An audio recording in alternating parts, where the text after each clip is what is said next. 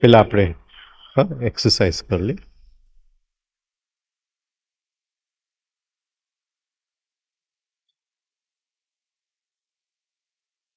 Close R eyes, આંખ બંધ કરી દઈએ.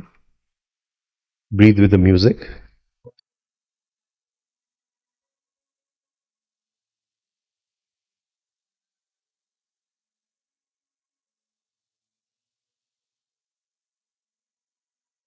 શ્વાસની સંવેદના લેજો.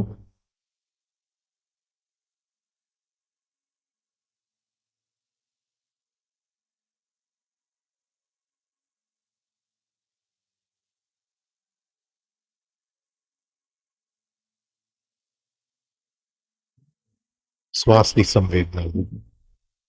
શ્વાસ અંદર આવે છે, શ્વાસ બહાર.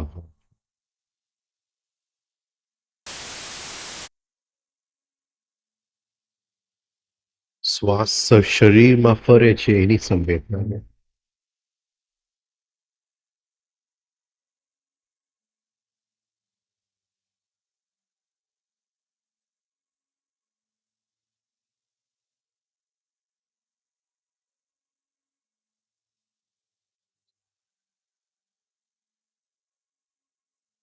બોડીને રિલેક્સ કરીએ આપણે.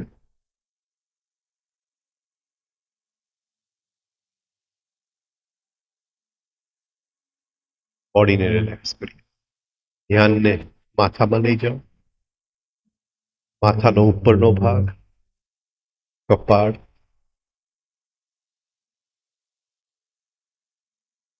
બંને આંખ અને એની આજુબાજુ,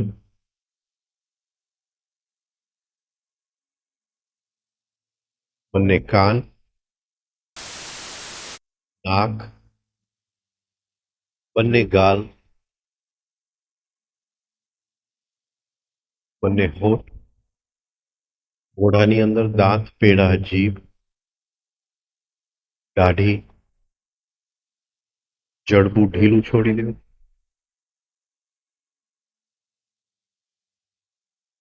ગળું,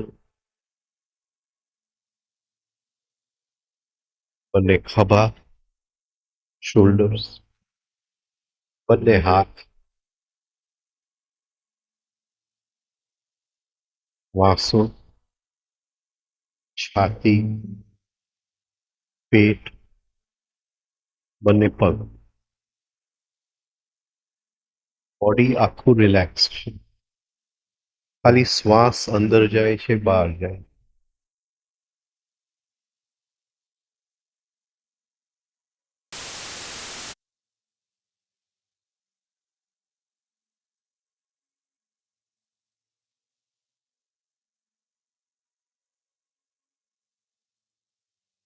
એ જે ખાલી જગ્યા છે, જે બોડી રિલેક્સ છે, જે ખાલીપન છે, એને આપણા હોવાપણાથી ભરી દો. Fill it with your presence.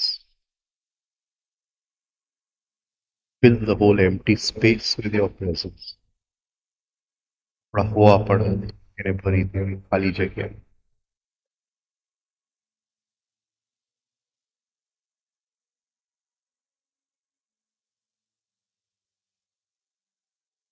પ્રેઝન્સની સંવેદના લ્યો. હરીપન એનું સંવેદના છે. એકદમ આપણને સ્થિર કરનાર હરીપન. એનું ફિલિંગ લ્યો, આનંદ, ખુશી આવશે. થેન્કફુલનેસ એનું ફિલિંગ. અને મગજમાં બોલો આય. એનું નોઈંગ આય. એનું થિંકિંગ આય, નોઈંગ. એનું ફિલિંગ હેપીનેસ, એનું સેન્સિંગ હેવીનેસ, વજન. ત્રણે સાથે. હું છું, આઈ એમ. આઈ માથામાં બોલો, એમ સોલર પ્લેક્સસ, નાભીની ઉપર. આઈ એમ.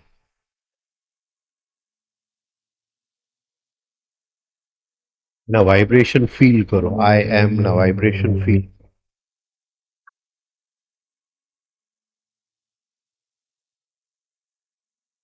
શ્વાસની સંવેદના છે, હોવાપણાની સંવેદના, બંનેને એક સાથે ધારણ કરો, બંનેને એક સાથે પકડી રાખો.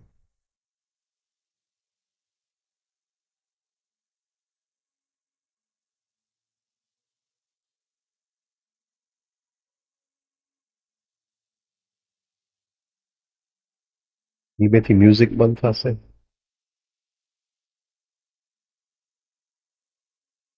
આપણે જે 45 મિનિટ ભેગા છે એ સમય દરમિયાન આપણા હોવાપણાને, આપણા પ્રેઝન્સને હોલ્ડ કરવાની કોશિશ કરજો. સાંભળું પણ છું અને હાજર પણ છું. લિસનિંગ અને આઈ એમ બંને સાથે.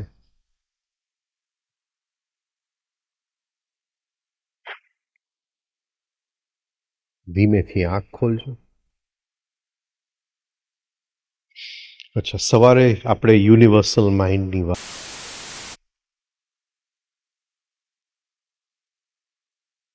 હવે એ યુનિવર્સલ માઇન્ડને આપણે એની પાસે કંઈક માંગવું છે. હા, તો માંગવાની રાઈટ વે શું છે,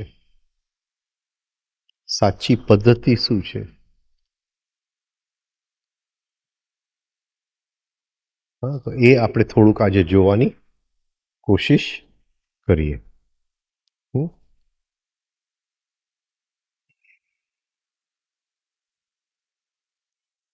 તાવડિયાજી એમ કહે છે કે તમને એમ લાગશે કે ગુડ લક જેવું કંઈક છે. હા, કોઈકને લોટરીની ટિકિટ લાગી, કોઈકને ન લાગી, તો એનામાં લક જેવું છે. આપણે વાત કરતા હોય લકી, આપણે કે હી ઇઝ વેરી લકી. પણ તાવડિયાજી કહે છે કે લક જેવું કંઈ છે નહીં. અજાણી રીતે કોઈકે સાચી રીતે માંગી લીધું, એને મળી ગયું. આપણને માંગતા આવડતું નથી એટલે મળતું નથી. તો એ કહે છે કે આ જે હું કાગળ લખું છું, હું એની માટે લખું છું કે જે લોકો અંદર એવું સમજવા તૈયાર છીએ કે જીવનમાં લક જેવું નથી, હા, પણ કંઈક બીજું છે જે આપણને ખુશી, પૈસો, આનંદ જે આપે છે. એ કહે છે કે બધું જે થાય છે એ લો પ્રમાણે થાય છે, નિયમ છે. હવે એ કહે છે કે આપણે બે દુનિયામાં સાથે જીવીએ છીએ. એક જે 5 ઇન્દ્રિયોની દુનિયા છે, જેની અંદર ઠોસ વસ્તુઓ આપણને દેખાય છે, જેવું કે આ ફર્નિચર દેખાય છે, લોકો દેખાય છે. અને એક સૂક્ષ્મ દુનિયા જેની અંદર બધી શક્તિઓ છે, એનર્જીસ છે. તો મને ફર્નિચર દેખાય છે, પણ તમારા વિચાર મને દેખાતા નથી, પણ વિચાર છે, રાઈટ? એટલે ફર્નિચર કઈ દુનિયામાં છે? ઠોસ દુનિયામાં છે. હા, ઇન્દ્રિયોને જે દેખાય છે, પણ વિચાર કઈ દુનિયામાં છે? એ કોઈ અવ્યક્ત દુનિયામાં છે. તો એ કહે છે કે આ બે દુનિયામાં આપણે સાથે જીવીએ. હવે એ કહે છે કે દુનિયામાં જે કંઈ બન્યું એ પહેલા એના વિચાર કોઈક મનની અંદર બનેલું હશે, પછી એ વસ્તુ બની હતી. તો એ કહે છે કે એ મન કેવું હશે કે મનુષ્ય એક ઘર બનાવી શકે, એક બ્રિજ બનાવી શકે, એક રેલવેનો પાટો બનાવી શકે, પણ મનુષ્ય એક ઝાડ બનાવી નથી શકતો, નદી બનાવી નથી શકતો. તો એ જે મને આ બનાવ્યું છે બધું, એની અંદર વિચારો જે હશે, કઈ જાતના વિચારો હશે? તો એ કહે છે કે આ બધું જે થયું એ એમનેમ નથી થયું, એ બાય ચાન્સ નથી થયું. હા, એની પાછળ કોઈક આદ્ય શક્તિ છે, જેને એ ફર્સ્ટ કોઝ કહે છે, કોઈક હા, એવું આદ્ય શક્તિ છે. ઘણા લોકો એને ગોડ કહે. એને એ ફર્સ્ટ કોઝ યુનિવર્સલ. સવારે આપણે યુનિવર્સલ માઇન્ડની વાત થઈ ગઈ. તો આ યુનિવર્સલ માઇન્ડની જે શક્તિ છે આપણે આપણા ઉપયોગમાં લઈ શકીએ છીએ. આપણી જે અંદરની ઈચ્છાઓ છે એને કહી શકીએ છીએ. એને કહી શકીએ છીએ કે આ તું મારી આ ઈચ્છા પૂરી કર. તો એ કહે છે કે એ જો સાચી રીતે આપણે માંગી શકતા હોય તો સવારે આપણે વાત થઈ કંઈથી વિચાર ગયો તો ત્યાંથી દડો પાછો આવ્યો. તો એને સરખી રીતે જો આપણે વિચાર મોકલી શકીએ તો આપણે જે માંગતા હોય એ આપણને મળવું જોઈએ. આખી સૃષ્ટિનો શક્તિનો સ્ત્રોત છે અને એ સ્ત્રોત સાથે આપણે બધાએ જોડાયેલા છે. હવે એ કહે છે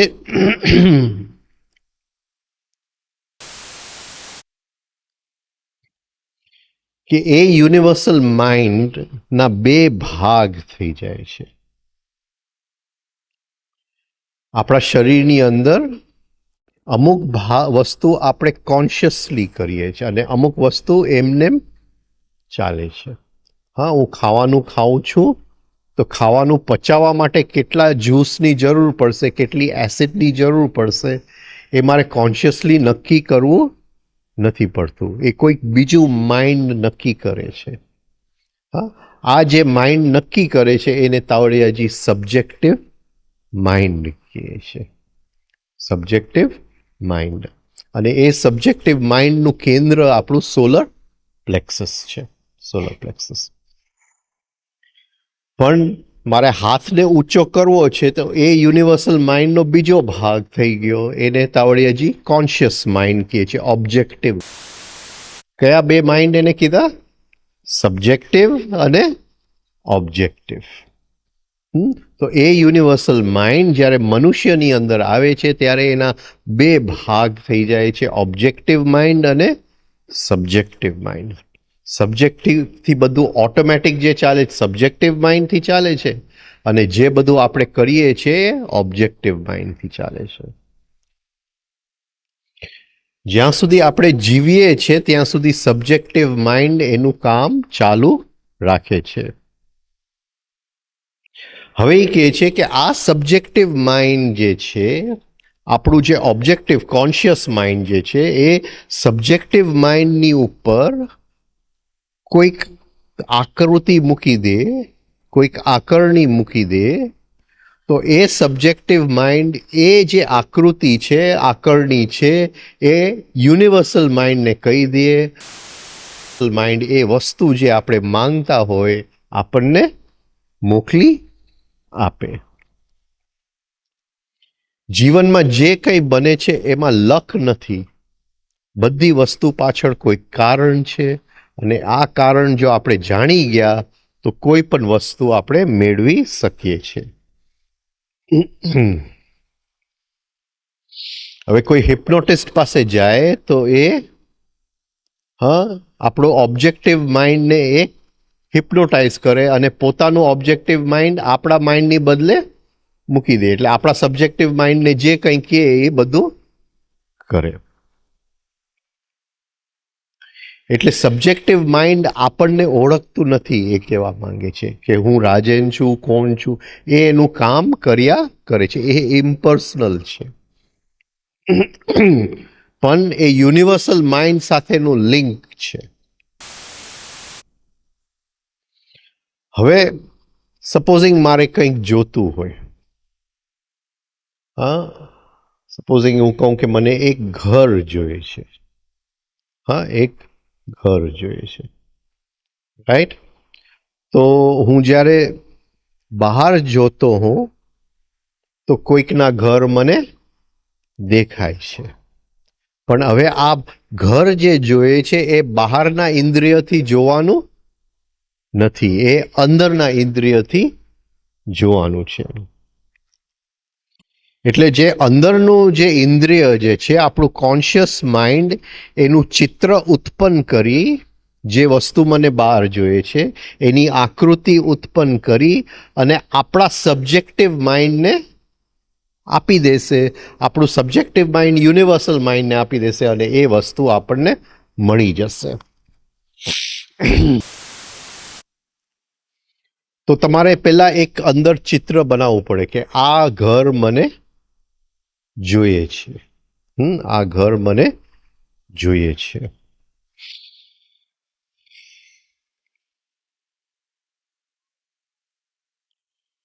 જે તમારી આંખની સામે ચિત્ર આવે એને તમે સ્વીકારતા નહીં, અંદરથી શક્તિ ઉત્પન્ન કરી અને જે વસ્તુ તમને જોઈએ છે એને એક્ઝેક્ટ ડિઝાઇન કરી લેજો. ઉતાવળ કરતા નહીં. હા, કારણ કે આ એટલી બધી મોટી શક્તિ છે કે એની સાથે ઉતાવળ થઈ શકે એમ નથી. અંદર એવું રાખજો કે જે કંઈ હું માંગુ છું એ મને જરૂરી છે અને કોઈ બીજાને નુકસાન પહોંચવાનું નથી. જે વસ્તુ હું માંગુ છું કોઈને નુકસાની પહોંચવાની નથી. ઈચ્છા છે એ અંદર દ્રઢ કરજો. એ ઈચ્છા કે મને આ ઘર જોઈએ છે એ અંદર દ્રઢ કરજો.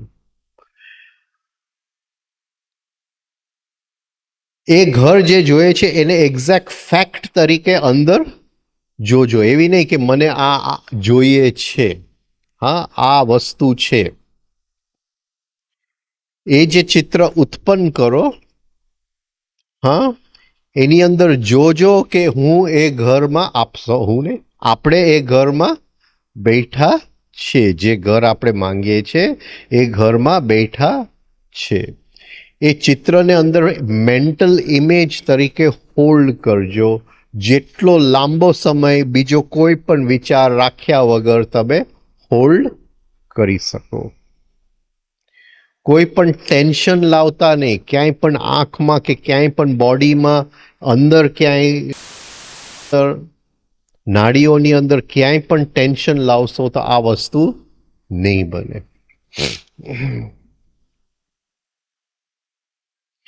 આ જે આપણે અંદર ઉત્પન્ન કરીએ છીએ એ વિચાર આકૃતિ એને કહેવાય. આપણી બધી વિચારો આકૃતિના રૂપમાં હોય છે.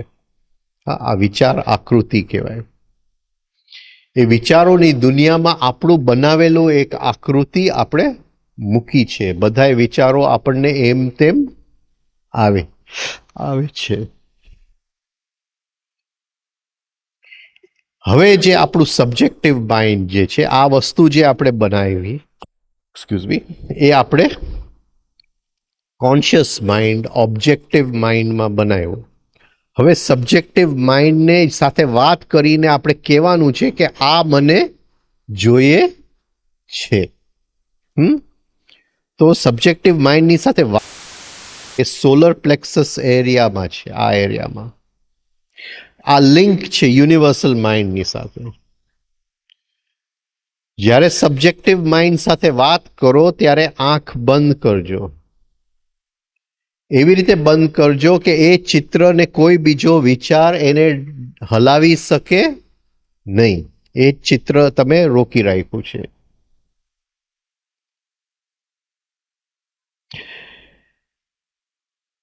હવે એ જે સબ્જેક્ટિવ માઇન્ડ છે, હા, એ તમે વિઝ્યુલાઇઝ કરજો, ફીલ કરજો કે એ મન જે છે હકીકતે એક મોટું મન, જે મોટું એક નદી છે એનો નાનો ભાગ છે જે અહીંયા છે. અને એ મોટી નદી જે છે એ વૈશ્વિક મન છે, યુનિવર્સલ માઇન્ડ છે. અને અહીંથી જ્યારે નીકળે છે ત્યારે હું એને સબ્જેક્ટિવ માઇન્ડ પણ અહીં નીકળી જાય છે અને એ નદી વહી રહી છે, હર ક્ષણે વહી રહી છે.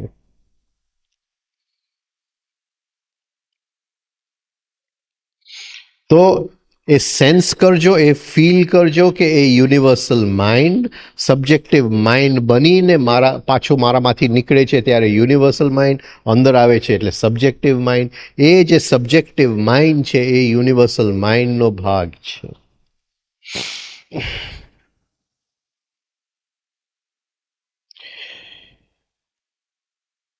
એને કહેતા નહીં કંઈ પણ કે તારે તારું કામ કઈ રીતે કરવું. હા, એને આપણે વિચારીએ છીએ એની પહેલા આપણો વિચાર એને ખબર પડી જાય છે. એટલે એને સેજ પણ કહેતા નહીં કે આ રીતે છે. જે ચિત્ર છે એને હોલ્ડ કરી રાખ્યું. અહીંયા ચિત્ર હોલ્ડ, બે જગ્યાએ અટેન્શન કરજો. અને અહીંયા નદી વહી રહી છે એ સેન્સ વસ્તુ. અહીંયા ચિત્ર પકડી રાખ્યું, અહીંયા નદી વહી રહી છે. આ બે વસ્તુ, સોલર પ્લેક્સસમાં નદી વહી રહી છે, માથામાં ચિત્ર પકડી રાખ્યું. જેટલું સિમ્પલ રાખશો એટલું તમને રિઝલ્ટ જલ્દી મળશે. હવે એ જે ચિત્ર છે એનું આઉટલાઇન અહીંયા સબ્જેક્ટિવ માઇન્ડને મૂકી દેજો. જેમ આપણે નદી એક જાતી હોય, વહેતી હોય એક નદી, અને આપણે થોડા કોઈકના અસ્થિ લીધા અને આમ પધરાવી દીધા, એવી રીતે એ જે તમારી ચિત્ર જે છે એ આ યુનિવર્સલ માઇન્ડનું વહેતું નદીની અંદર એને પધરાવી દેજો. એમ કહેવાની પણ જરૂર નથી કે મને આ જોઈએ છે. એની પહેલા એને ખબર પડી ગઈ છે કે આપણને આ જોઈએ છે.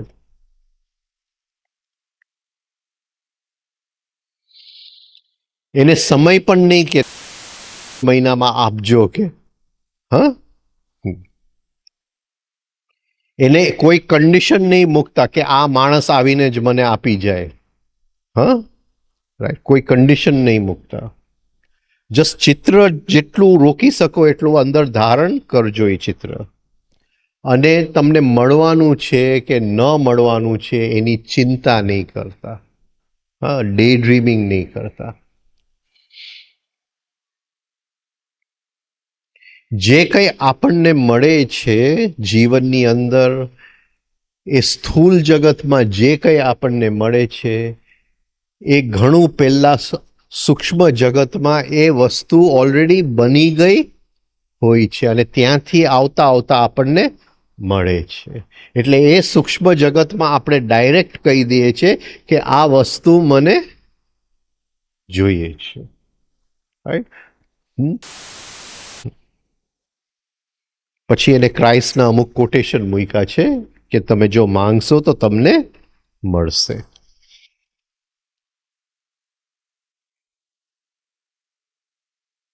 હવે જે માંગો, જોજો કે કોઈને નુકસાની ન થાય એવી વસ્તુ માંગેલું છે. જે માંગો એ બધાયની હિતમાં હોય એવું માંગજો.